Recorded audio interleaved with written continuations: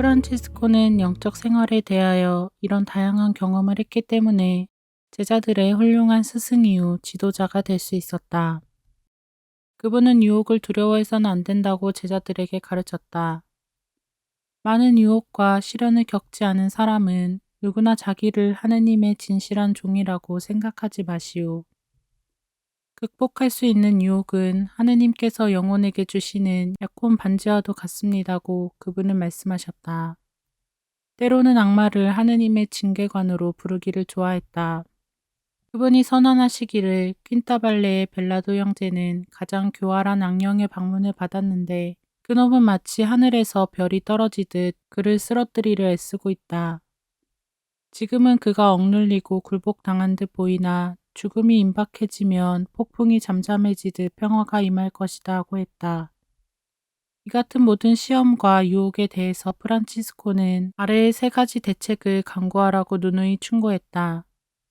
첫째는 기도요, 둘째는 자발적으로 다른 사람의 뜻을 따르는 순종이요, 셋째는 모든 악과 어두운 생각들을 없애주는 주님 앞에서 갖는 복음적 기쁨이다.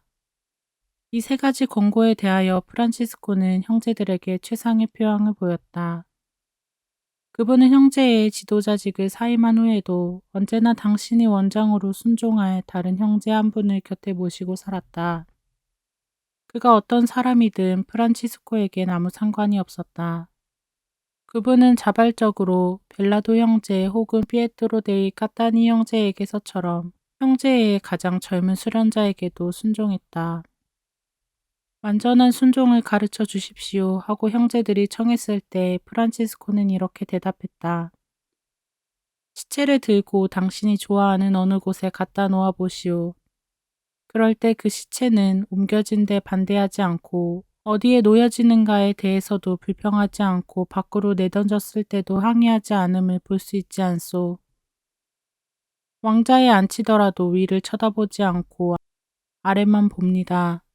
제왕의 옷을 입히면 전보다 더 창백하게 보입니다. 참다운 순종은 이런 것입니다. 어디로 보내느냐 하고 묻지도 않습니다. 어떻게 여기에 왔는지 알려고도 하지 않으며 가게 해달라고 청하지도 않습니다. 명예를 얻으면 더욱 겸손해지고 칭찬을 받으면 받을수록 자기를 더욱 가치 없는 사람으로 생각할 뿐입니다. 프란치스코는 시체나 신하처럼 되기를 원했다. 그분은 저항하지 않았다. 그분의 진실한 형제들도 이 점과 다른 점에 있어서 그분을 따라야 했다. 프란치스코에게 있어서 평화를 얻는 첫째 방법은 자신의 의지를 완전히 포기하며 모든 명령과 권세에 완전히 예속하는 순종이다. 평화를 얻는 또 다른 방법은 기도, 끊임없는 기도, 항거하고 꾸준한 기도였다. 프란치스코는 첼라노의 토마스의 말대로 때때로 기도하는 사람이 아니라 당신의 전 존재가 기도로 변화되었다. 마치 그분과 영혼 사이에는 벽만 있는 듯해서 그분은 가끔 벽 너머 영원한 찬미가 소리를 듣고 있는 것 같았다. 이럴 때면 그분은 갑자기 침묵을 지키어 대화를 중단했다. 형제들과 같이 있을 때면 두건이나 아니면 적어도 2손으로 얼굴을 가렸다. 그럴 때 제자들은 그분의 한숨을 몰아쉬는 소리나 뭔가를 중얼거리는 소리를 듣기도 했다. 누가 대답이나 하는 듯이 그분이 머리를 끄덕이는 것을 보며 제자들은 자리를 떴다. 기도하는 동안 다른 사람들이 엿보는 것을 스승이 좋아하지 않는다는 사실을 제자들도 알고 있었기 때문이다. 마침내 기도를 마치고 돌아오시더라도 그런 내색을 하지 않고 다만 제자들에게 이런 말을 종종 하셨다. 하느님의 종이 기도 중에 하느님으로부터 위로를 받게 되면 기도를 마치기 전에 눈을 하늘로 향하고 손을 합장하여 하느님께 이렇게 말씀드려야 합니다. 주여, 당신은 부당한 이 죄인에게 하늘의 위로와 감미로움을 맛보게 하셨습니다. 저는 당신께 다시 돌려드립니다. 저를 지켜주십시오. 그리고 형제들에게 되돌아오게 되면 평소와 같이 불쌍한 죄인처럼 보여야 합니다. 한적한 곳에서 기도드리는 것 이외에 프란치스코는 또한 공동 기도에도 열심했다. 성신 강림 총회 때 모인 형제들에게 보낸 편지에서 그분은 성물일도를 바치는 규칙을 규정했다. 몸이 허약했음에도 불구하고 그분은 형제들과 공동으로 시편을 노래할 때 벽에 기대려고 하지 않았다. 여행 도중에 기도 시간이 되면 필요한 시간만큼 멈추었고 말을 타고 있을 때는 내려왔다. 1223년 12월에 그분은 로마에서 돌아오는 길에 쏟아지는 비를 맞으며 흠뻑 젖은 채 규정된 그날 성물일도를 끝까지 다 바쳤던 것이다. 항해하는 일행에게 육신도 그렇듯이 영혼도 조용하게 먹을 시간이 필요하지 않겠소? 라고 하셨다. 한 번은 좀 한가한 시간에 작은 컵을 깎고 있었다. 그것을 완성했을 때는 삼시경을 바칠 시간이었다. 기도하는 중에 그분의 눈이 완성한 작품에 자꾸 쏠려서 시편을 읽는데도 전혀 집중되지 않을 정도였다. 갑자기 그분은 분심이 들었음을 깨닫고 하느님으로부터 당신 생활을 빼앗아간 그 컵을 집어서 불 속에 던져버리고 말았다. 무엇보다도 프란치스코는 매일 미사에 참여하는 것을 좋아했다. 마을에 머물 때는 쉬었지만 은둔소에 있을 때는 그렇지 못했다. 까르체리에서 아시시까지 혹은 첼레에서 코르도나까지는 먼 길이었다. 1223년 12월에 작은 형제애들이 이동 제대를 만들어 은둔소에서 미사를 드릴 수 있는 허락을 호노리오 3세로부터 허락받은 것이 프란치스코에게 있어서 최고의 성탄 선물이었다. 프란치스코가 제자들에게 가르친 평화를 얻는 세 번째 방법은 항구한 기쁨이었다. 마귀에게 속한 자는 머리를 숙이고 다니지만 우리는 주님 안에서 기뻐하고 즐거워해야 합니다. 라고 그분은 말씀하셨다. 우울은 바빌론의 죄악입니다. 방종했던 바빌론을 회상하기 때문입니다. 영혼이 고뇌에 빠지거나 우수에 빠지게 되면 아주 쉽게 세속의 하찮은 위로와 헛된 쾌락에 빠지게 됩니다. 그러므로 프란치스코는 여러 번 되풀이해서 항상 기뻐하라는 사도의 말씀을 인용했다. 어두운 얼굴이나 찡그린 표정을 보기 싫어했다. 당신 형제들은 슬픈 표정을 짓는 위선자가 아니라 즐거워하는 빛의 자녀가 되어야만 했다.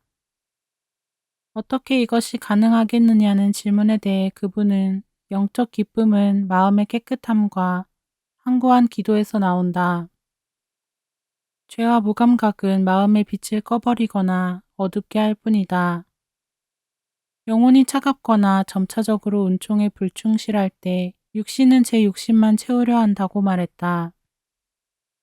모든 죄악과 결점에서 벗어나는 것이 하느님의 기쁨 안에 사는 조건이다. 작은 먼지 하나가 눈에 들어가도 빛을 가로막기에는 충분하다. 프란치스코는 이런 사소한 먼지까지 조심하라고 제자들에게 가르쳤다. 특히 여성과의 비밀 교제를 경고하셨다. 이성과 얘기할 때는 그분은 땅을 내려다보았다. 베바냐에서 그분과 한 형제가 신심이 깊은 모녀의 대접을 받은 적이 있는데 프란치스코는 그 보답으로 유익한 얘기를 몇 가지 해주었다. 그 집을 떠나면서 한 형제가 왜 당신은 당신 입술에서 나오는 말 한마디 한마디를 귀담아 듣고 있던 그 경건한 딸을 쳐다보지 않았나요? 하고 프란치스코에게 물었다. 프란치스코는 어찌 감히 그리스도의 정배를 똑바로 쳐다볼 수 있겠는가 하고 대꾸했다. 이 같은 완전한 포기에 대한 보상으로 프란치스코는 완전한 기쁨을 얻었다. 그의 영혼 안에서 완전한 노래가 울려 퍼질 때에야 비로소 그분은 멜로디를 웅얼거리기 시작했고 멜로디가 점점 더 맑아지고 커지면 그분은 나무 막대기 둘을 잡고 하나는 마치 바이올린처럼 턱에 대고 하나는 활로 바이올린을 켜는 듯 문질렀던 것이다. 아무도 들을 수 없는 오직 당신만 들을 수 있는 연주를 했던 것이다. 음율에 따라 몸을 앞뒤로 율동적으로 움직이기도 했다. 마침내 프란치스코는 감정을 억누르지 못하게 되면 바이올린과 활을 떨어뜨리고 뜨거운 눈물을 흘리면서 큰 파도에 휩쓸리듯이 당신 영혼 안에 잠겨들곤 했던 것이다.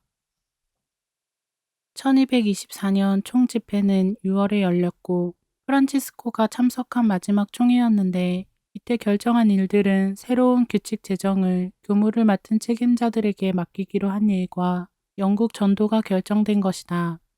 수주일 후 프란치스코는 건강이 좋아진 듯해서 그해 8월에 리에디를 떠났다. 이 여행의 목적지는 1213년 오를란도 데이 카타니로부터 기증받은 카센티노의 라베르나 산이었다. 그분은 가장 충실한 형제들 곧 레오, 안젤로, 루피노, 마세오, 실베스트로, 일루미나토 형제와 함께 성모 몸소 승천을 경축하며 그 다음 40일간을 단식하여 성 미카엘 추기를 준비하려고 했다. 라베르나 산을 선물로 기증받은 즉시 프란치스코는 그곳을 인수하기 위하여 두 형제를 파견했다. 오를란도 백작 수하 사람들의 도움으로 형제들은 절벽 꼭대기를 평평하게 만든 뒤 거기에다 프란치스코가 좋아하는 대로 나뭇가지로 엮고 진흙을 발라 작은 움막을 지었다. 그 다음 오를란도 백작은 조그마한 성당을 짓고 포르치움 꼴라처럼 천사들의 성 마리아 성당이라고 불렀다. 프란치스코는 마세오에게 말했다. 그대를 이번 여행에 우리 일행의 수원장으로 삼읍시다. 우리는 당신이 결정한 곳에서 잠자고 식사 때에는 빵을 구걸하러 나갑시다. 그 밖에 우리의 습관대로 충실하게 일과를 따라 정시과를 외우고 하느님에 관해 이야기를 하든가 혹은 침묵하며 걷기로 합시다. 이 작은 일행의 지휘를 맡은 마세오는 그 때문에 기도 시간을 빼고는 여러 가지 일에 분주했다. 첫째 날은 형제들의 수도원에 도착해서 하룻밤을 지냈다. 둘째 날 저녁은 날씨가 험악했고 피곤했으며 또 형제들은 어떤 수도원에도 마을에도 집에도 도달할 수 없었다. 이렇게 험악한 날씨에 밤이 찾아왔다. 그들은 쓰고 있지 않은 어느 빈 성당을 겨우 찾아내어 거기에서 그날 밤을 지내게 되었다. 형제들이 한참 자고 있는 중에 프란치스코는 가만히 일어나 기도하기 시작했다. 1시쯤 되자 수많은 사나운 악마들이 굉장히 요란한 소리를 내며 사방에서 그를 공격하기 시작했다. 악마 중 한 놈은 그를 이쪽에서 다른 놈은 저쪽에서 잡아당겼다. 또 한 놈은 밑으로 끌어내리고 어떤 놈은 위로 끌어올리려고 안간힘을 다 썼다. 한 놈이 이것으로 위협하면 또 다른 놈은 다른 것으로 그를 꾸짖었다. 시간이 갈수록 악마들의 행패는 점점 더 심해졌지만 그는 기도로써 인내했고 악마들은 온갖 수단을 다해서 기도를 방해하려 했다. 그러나 하느님께서 프란치스코와 함께 하셨기 때문에 그 악마들은 방해를 계속할 수가 없었다. 얼마 동안 악마들의 그러한 공격을 견디어낸 성인은 큰 소리로 저주받은 영혼아 너희들은 하느님의 손이 너희에게 허락하는 것만을 할 수 있을 뿐이다. 그러므로 전능하신 하느님의 이름으로 말하노니 하느님이 너희들에게 허락하시는 것이면 무엇이나 내 육체에 행하라. 내 육체보다 더 나쁜 적을 가지고 있지 않기 때문에 나는 그 공격을 기꺼이 견디어내겠다. 만일 너희들이 나의 이 적에게 복수를 가한다면 내게 큰 호의를 베푸는 셈이 된다 하고 외쳤다. 그러자 악마들은 포악과 공포로서 그를 바짝 포위하더니 성당 안을 여기저기 끌고 다니며 먼저보다 훨씬 더 큰 상처를 입히고 못 견디도록 괴롭혀댔다. 그때 성인은 악마들에게 사정없이 시달리면서도 부르짖기를 내 주 예수 그리스도여 당신이 저에게 보여주시는 크신 사랑과 자비에 감사하나이다. 주님께서는 저승에서 벌을 받지 않도록 수많은 잘못을 저지른 당신 종을 이승에서 혹독하게 벌하십니다. 그것은 바로 당신의 크신 사랑의 표시입니다. 저는 하느님 당신이 제 죄에 대해 보내시기를 원하는 어떤 고통이나 역경도 기쁨으로 감내할 준비가 되어 있습니다 하고 말했다. 오히려 하느님께 감사와 찬미를 드리는 성 프란치스코의 인내로 수치와 역습을 당한 악마들은 자취 없이 곧 떠나가 버렸다. 성령의 불이 활활 타오르는 가운데 성인은 성당에서 나와 가까운 숲으로 들어갔다. 성인은 눈물로써 간절히 기도하면서 죄인들에게 자비를 베푸시도록 하느님께 부르짖었다. 그날 밤 프란치스코는 한숨도 자지 않고 거룩한 관상 속에 온 밤을 모두 지새웠으므로 그 다음 날 아침에는 완전히 기진맥진하여 너무 쇠약해졌기 때문에 걸어서는 도저히 여행을 계속할 수 없었다. 이것을 안 형제들은 어느 가난한 농부에게 가서 하느님의 사랑으로 당나귀를 한 필 빌려줄 것을 요청했다. 형제들은 그 농부에게 숨기지 않고 선생의 이름을 대며 도움을 요청했다. 선량한 농부는 프란치스코를 나귀에 태우고 그 곁에서 몰고 가면서 물었다. 그런데 선생님, 당신이 참으로 많은 사람들이 말하는 소문난 아시시의 형제 프란치스코입니까? 그렇습니다. 성인의 확답을 듣고 난 농부는 좋습니다. 오늘 이 기회에 당신께 한마디 충고를 하고 싶은데요. 그것은 사람들이 당신의 성덕이 높다고 평판이 자자하니 제발 기대하는 대로 좋은 사람이 되어 주십시오. 이 말을 들은 프란치스코는 농부의 주책 없는 충고지만 기분 나빠하지 않고 당장 나귀에서 내려서 농부 앞에 엎드려 그의 발에 입을 맞추면서 그의 친절한 충고에 감사했다. 이 모양으로 계속 산을 오르는 동안 무더운 한나절이 되었다. 농부는 험준한 비탈로 오르고 있었기 때문에 덥고 숨이 차서 걸음이 점점 느려지더니 종래 걸음을 멈추고 더 이상 못 가겠다고 했다. 목이 말라 죽을 지경이라고 했다. 당신이 무엇인가 마실 것을 주시지 않겠습니까? 그렇지 않는다면 나는 여기서 쓰러질 것 같습니다. 프란치스코는 나귀에서 내려 손을 하늘로 쳐들고 기도했다. 그러자 바로 옆에 바위 곁에서 샘물이 발견되었다. 이런 기적을 보고 농부는 성인에 대한 불손한 태도를 뉘우쳤다. 프란치스코와 형제들이 산에 오르다가 어느 참나무 밑둥치에 앉아 잠시 쉬게 되었다.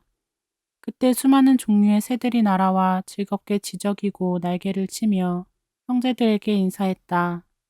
어떤 새는 프란치스코의 머리에, 어깨 위에 혹은 발과 손등에 내려앉기도 했다. 프란치스코가 이런 것을 보며 말했다.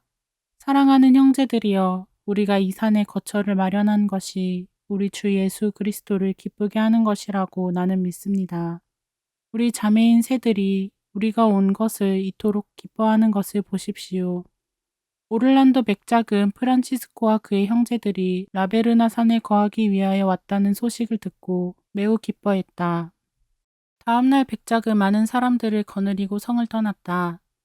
일행은 프란치스코와 형제들에게 줄 빵과 포도주와 다른 필수품을 가지고 도착했다. 오를란도 경이 프란치스코와 그 형제들 곁에 가서 이렇게 말했다. 내 사랑하는 형제들이여, 필요한 것이 있으시면 추후라도 제게 연락해 주십시오. 여러분이 그러시지 않으면 제가 화를 낼 것입니다. 이 말을 한 뒤 백작은 일행을 데리고 성으로 돌아갔다. 프란치스코는 형제들을 자리에 앉게 한 다음 살아갈 방법을 결정했다. 특히 마음속에 거룩한 가난을 보존하는 것을 강조하고 이렇게 말했다. 오를란도 경의 우정 어린 선물에 많은 관심을 쏟지 말고 우리의 거룩한 가난 부인에게 약속한 맹세를 깨뜨리지 않도록 해야 합니다. 이 주제에 관해 여러 가지 아름답고 감화를 주는 말을 한 뒤 이렇게 그분은 결론을 맺었다. 이것이 저 자신과 여러분 앞에 제시하는 생활 양식입니다. 죽음이 문턱에 와 있음을 나는 알고 있기 때문에 나 혼자 하느님과 함께 있고 싶고 또 내 죄를 통회하고 싶습니다. 레오 형제는 적당할 때 약간의 빵과 물을 갖다 주시오. 누가 오든지 간에 저 대신 말해 주시고 제게 오지 못하게 해 주시오. 이 말을 하고 프란치스코는 형제들에게 강복을 주고 큰 밤나무 아래에 있는 움막으로 갔다. 형제들은 그들의 움막에 남아 있었다. 형제 레오는 선생 시중을 하면서도 착한 뜻으로 몰래 스승의 동정을 열심히 살폈다. 때로는 사부가 자기 수도회 때문에 탄식하는 소리를 들었다. 주여, 당신이 저에게 위탁하셨던 이 작은 가난한 수도 가족은 내가 없어진 후에는 어떻게 될까요? 하며 프란치스코는 눈물을 흘리며 아뢰고 있었다. 그보다도 레오가 더 놀란 것은 프란치스코의 기도 속에서 주님과의 깊은 애정에 사무친 대화, 때로는 미칠 것 같은 사랑의 부르짖음, 그리고 숭고한 황홀 상태였다. 더더욱 놀란 것은 프란치스코가 앉았던 자리에서 6, 7미터나 높은 나무 위에나 혹은 큰 호도나무 꼭대기에까지 들려 올라가 기도하고 있는 것을 보았을 때이다. 그럴 때면 레오는 선생 곁에 다가가서 탈원 상태에 있는 선생의 발에 입을 맞추며 주여, 죄인인 저를 불쌍히 여기옵소서. 그리고 이 축복받은 사부의 공덕에 의하여 당신 앞에 저도 은혜를 얻게 해주소서 하며 애타게 부르짖었다. 프란치스코는 그리스도의 승천절이 다가오니 9월 29일에 대천사 성 미카엘 축일까지 사순제를 시작하기로 결심했다. 그래서 그는 지나치게 호기심이 강한 형제 레오를 그때 이후로는 더 멀리하기로 하고 형제들을 떠나 한층 더 조용한 곳으로 갔다. 당신이 잡은 자리는 깊숙한 계곡 건너편이기 때문에 그곳으로 가려면 마치 심연 위에 놓인 다리처럼 통나무를 건너야 했다. 프란치스코는 레오 형제에게 기도하는데 가까이 오지 말라고 부탁하며 다리 저쪽에서 그가 부를 때만 들어오라고 말했다. 자, 이제는 처소로 돌아가시오. 하느님의 은혜로 나는 완전한 침묵 속에서 누구의 방해도 받고 싶지 않습니다. 그리고 형제 레오여, 당신만 하루에 2번 와도 좋습니다. 처음에는 내게 빵과 물을 가지고 오고 다음은 밤중에 나와 함께 조가를 외우기 위해서 오시오. 그러나 그때에도 이 다리를 건너기 전에 주여 저의 입술을 열어주소서 하고 말을 걸어 당신이 거기에 왔다는 것을 알려주지 않으면 안 됩니다. 그때 내가 그러시오면 저의 입은 당신을 찬미하리이다 하면 다리를 건너와도 좋습니다. 만일 내가 대답하지 않을 때는 그냥 되돌아가지 않으면 안 됩니다. 이렇게 약속하고 프란치스코는 40일간의 대제를 시작했다. 라베르나 산 바위 굴속에서 혼자 숨어서 기도하며 형제 레오조차도 함부로 가까이 오지 못하게 하고 프란치스코는 열심과 고행을 배가해 가는 중에 그는 무서울 만큼 고뇌로 지치고 악마에게 지독하게 시달렸다. 때때로 그는 형제 레오를 향하여 아, 내가 얼마나 악마에게 괴로움을 겪는지 안다면 동정과 측은한 정을 품지 않을 자가 없을 것인데 하고 말하였다. 그러나 하느님께서는 이 같은 눈물겨운 정화 섭리를 계속하시는 중에서도 때때로는 그의 마음에 하느님을 느끼게 하셨다. 이렇게 주님은 그를 위로하시고 선택받은 사람들의 지극한 복을 미리부터 맛보게 하시기 위해 천사를 보내 하늘의 음악을 들려주셨다. 천사는 그에게 바이올린을 연주해 주었다. 후에 성인은 바이올린에서 너무도 아름다운 음색이 흘러나왔기 때문에 나는 기절할 지경이었다. 그때 만일 천사가 한 번 더 활시위를 그 악기에 스쳤더라면 확실히 나의 영혼은 이 육체를 떠나버렸을 것이 분명하다. 왜냐하면 나의 행복이 한계를 훨씬 초월하여 육체가 견딜 수 없을 지경이었기 때문이다 라고 말했다. 얼마 동안은 레오가 스승의 명령을 잘 지켰다. 그런데 어느 날 밤 그는 다리 끝에서 늘 하던 말을 했지만 프란치스코의 대답이 없었다. 조금 머뭇거리다가 레오는 다리를 건넜다. 그는 조심스럽게 나무 사이를 헤치며 걸어 나갔다. 프란치스코의 흔적은 눈에 띄지 않았다. 마침내 누가 중얼거리는 소리를 듣고 그 소리를 따라가 프란치스코를 찾았다. 그분은 십자가 모양으로 팔을 벌리고 얼굴은 하늘을 향하고 땅에 엎드린 채 큰 소리로 기도하고 있었다. 그래서 기도 소리를 엿들을 수 있었다. 하늘을 우러러 보면서 프란치스코는 기도했다. 오, 내 사랑하는 주 하느님이여, 당신은 누구십니까? 그리고 당신의 작은 벌레이며 쓸모없는 종인 저는 무엇입니까? 한참 후에 레오 형제가 나뭇가지를 밟아 꺾이는 소리가 났다. 그분이 일어섰다. 예수님의 이름으로 당신이 누구이든 그곳에서 움직이지 마시오 하고 그분이 소리쳤다. 그런 후 가까이 다가가서 물었다. 당신은 누구요? 레오는 부들부들 떨면서 접니다, 레오입니다 하고 대답했다. 프란치스코는 하느님의 어린 양이여 왜 여기 왔소? 엿보지 말라고 말하지 않았습니까? 거룩한 순종의 이름으로 무엇을 들었는지 말해보시오 하셨다. 그러자 레오는 사부님, 저는 사부님이 내 사랑하는 하느님, 당신은 누구십니까? 그리고 미천한 작은 벌레이며 쓸모없는 종인 저는 무엇입니까? 하시는 말씀을 들었습니다. 레오 형제는 그분 앞에 무릎을 꿇고 큰 존경심을 가지고 사부님, 제가 들은 말을 제게 설명해 주십시오 하고 말했다. 오 사랑하는 형제 레오여, 당신이 들은 그 기도 중에 2줄기의 빛이 내게 빛이었소. 하나는 창조주를 알게 해준 빛이었고 다른 하나는 나 자신을 알게 해준 빛이었소. 내가 내 주님, 내 하느님, 당신은 누구십니까? 하고 말했을 때 나는 묵상의 빛 속에 잠겨 있었고 그 속에서 나는 하느님의 무한하신 선과 슬퍼할 만큼 깊은 나의 미천함과 불행을 보았습니다. 그래서 나는 무한한 지혜와 선과 전능의 주시여 당신은 누구시기에 황송하옵게도 가장 미천하고 가증한 벌레인 저를 찾아주십니까 하고 말씀을 드렸지요. 하느님의 어린 양이여 이 말을 당신이 들은 것이오. 이제는 더 이상 나를 엿보지 않도록 하시오. 하느님의 축복을 받고 은둔소로 돌아가시오. 성 십자가 축일이 다가왔다. 그 당시는 십자군을 계속 모집하고 있었기 때문에 이 축제의 만큼 기독교도들 사이에 열기를 띠고 즐기는 날이 없었다. 아마 프란치스코의 성은 인각의 기적이 일어난 것도 이날인 듯 싶다.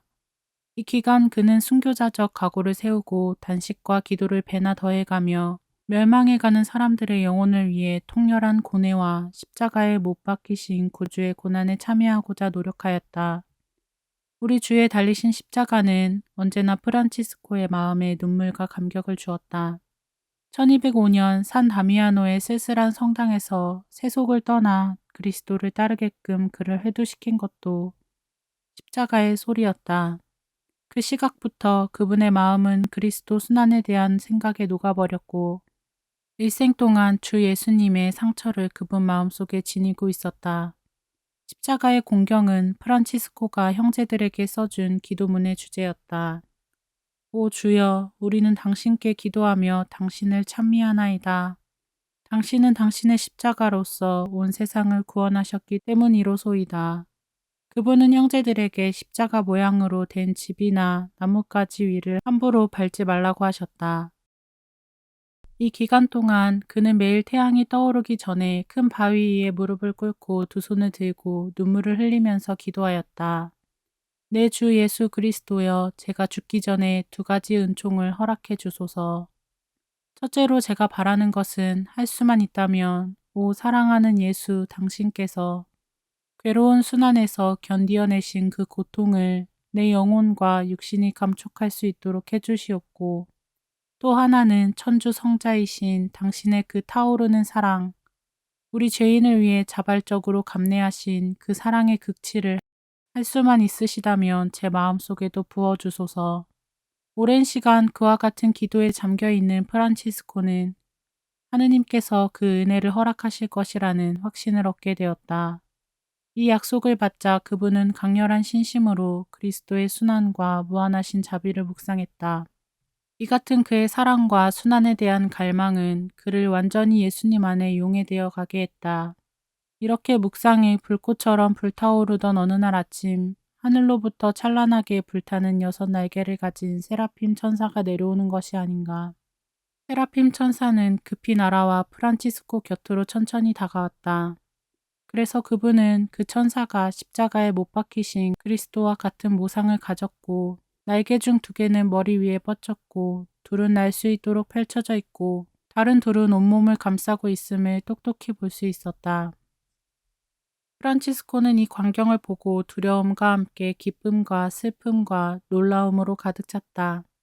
자기를 바라보시는 그리스도의 다정한 모습에서 강한 기쁨을 느꼈으나 십자가에 못 박히신 그리스도를 바라보면서 한없는 비탄과 연민을 느낄 수밖에 없었다. 더욱이 그분이 그토록 기묘하고 큰 환시의 놀라움을 금치 못하고 있을 때 천사는 그 환시가 특별한 형태로 하느님의 섭리에 의해 보여진 것이며 이것은 프란치스코가 육체적인 순교를 당함으로써가 아니라 예수님의 사랑에 대한 그의 영적인 열망이 불타오름에 의해서 십자가에 못 박히신 그리스도를 직접 닮을 수 있도록 준비된 것이며 이 은혜를 받음으로 그가 완전히 변모될 것이라고 말해주었다. 이 놀라운 한시가 사라졌을 때 프란치스코는 하느님께 대한 가장 강렬한 사랑과 열정과 불을 느꼈다. 또한 그분의 육체에는 그리스도의 거룩한 상처와 같은 놀라운 모상과 각인이 남겨졌다. 둥글고 검은색의 못 머리가 손바닥과 발등의 살 밖으로 나와 있었고 못 끝에 손등과 발바닥까지 너무 깊숙이 관통하여 손가락을 넣을 수 있을 정도로 구멍이 나 있었다. 이와 똑같이 오른쪽 옆구리에는 창에 찔린 자국이 나타나 살이 헤어져 붉게 피가 맺혀져 있었다. 그분의 거룩한 가슴에서는 여러 번 선혈이 흘러나와 수도복과 바지를 적시곤 했다. 이 신비스러운 광경을 실제로 목격한 사람은 아무도 없었다. 그래서 눈에 보이는 상처의 흔적은 그대로 남아 있었지만 프란치스코는 이 모든 신비적 체험을 감추려고 생각했다. 그러나 오래 망설이던 끝에 형제들과 의논해 보기로 결심하고 그 비슷한 말을 간접적으로 언급하면서 만일 어떤 신비 체험을 경험했을 때 비밀로 숨겨두어야 하는가 혹은 발표해야 하는가에 대하여 그들의 의견을 듣고 싶어 했다. 이때 제자 중 가장 영리한 일루미나트가 스승의 말투에서 이 같은 위대한 초자연적 영험이 일어났음을 짐작하고 이렇게 자기 의견을 여쭈었다. 형제 프란치스코여, 하느님께서 당신의 이웃을 가르치고 인도하기 위해서 주신 것을 자기 혼자만 간직하고 있다는 것은 잘못된 생각이라고 여겨집니다. 그래서 성인은 자기가 받은 5개 상처를 공개해 구경시키는 것만은 보류하고 다만 더듬더듬 자기가 경험한 신비체험을 이야기했다. 그러나 성은은 결코 사라지지 않았기 때문에 자연히 많은 사람들이 그것을 볼 수 있는 기회가 있었다. 얼마 후 작은 형제의 총장 엘리아는 돌린 편지에다 이렇게 썼다. 여러분 크게 기뻐할 일, 참말로 새로운 기적을 알려드립니다. 태초로부터 지금까지 하느님의 독생 성자 이외에는 이 같은 성언을 받았다는 이야기는 듣지 못하였습니다. 우리 형제시요 아버지이신 프란치스코는 세상을 떠나기 얼마 전에 그리스도의 거룩한 상처와 똑같은 5개의 상처가 그의 몸에 나타났습니다. 그의 손에도 발에도 앞뒤로 검은 못 같은 것이 붙어 있었습니다. 그의 옆구리에는 창에 찔린 것 같은 흔적이 보이고 거기서는 때때로 피가 흘러나왔습니다. 성 프란치스코가 받은 성은을 친히 목격하고 증언한 이는 그의 가까운 제자 중에 여러 사람이 있었다. 언제나 프란치스코의 곁을 떠나지 않고 시중들며 스승의 상처에서 배어나는 피를 정기적으로 닦아드리던 레오 형제가 있고 성서에 손을 얹고 맹세하면서 그것을 증언한 루피노와 그 밖의 몇몇 형제들, 그리고 야코바와 그의 아들이 있고 그 밖에 거룩한 자매 글라라와 그의 믿음의 딸들이 있다. 한편 가장 절친한 벗이 큰 유혹에 빠졌다. 그것은 육체적인 것이 아니라 일종의 정신적인 유혹임을 역사적인 사료에서 밝혀졌다. 프란치스코가 이렇게 영적 환희에 도취하여 자기의 행복을 노래하고 있을 때 곁에서 형제 레오는 자신을 가장 불행한 자라고 느끼고 있었다. 그는 스승의 영적 축복을 부러워하고 갈망하다가 회의에 빠져 자신의 구원 문제까지 의심하는 모진 영적 시련을 번민하고 있었다. 일종의 샘 같기도 하고 소외당한 불만 같기도 한 감정 속에 그의 머리는 완전히 혼란에 빠졌으나 그 고뇌를 누구에게도 털어놓으려고 하지 않았다. 그러면서도 속마음으로 축복받은 사부께서 몇 마디 격려의 말씀을 적어주시기만 한다면 나의 고뇌가 가벼워지든가 아니면 완전히 나아버릴 텐데 하고 생각했다. 어쨌든 그는 프란치스코의 신상에 일어난 기적이 있음에도 불구하고 그 전보다 더욱 강력한 관계 유지에 대한 보증과 자기를 잊지 않겠다는 증거를 요구한 것으로 보인다. 프란치스코는 당신의 부드러운 마음씨로 친구의 영혼을 괴롭히는 것이 무엇인지를 알아차린 듯하다. 그래서 어느 날 그분은 레오를 불러 양피지와 철필과 잉크를 가져오게 했다.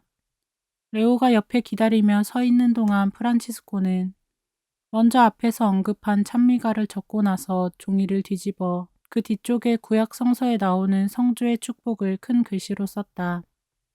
주께서 형제를 축복하시고 보호하소서. 주께서 얼굴을 드러내 보이시고 자비를 베푸소서. 주께서 얼굴을 돌리시어 평화를 주소서. 레오 형제, 주께서 형제를 축복하시리이다. 프란치스코는 잠시 멈추었다가 마지막으로 주께서 레오 형제를 축복하시리이다 하는 구절을 덧붙였다. 그리하여 호감이 가는 맑은 눈으로 미소를 지으면서 프란치스코는 레오 형제에게 기록한 종이를 주었다. 받으시오 하고 그분이 말했다. 죽는 날까지 당신이 보관하시오. 그러자 레오 형제의 나쁜 생각은 사라졌고 눈물을 흘리면서 스승이 보여준 확고한 우정에 대한 보증을 받아주었다.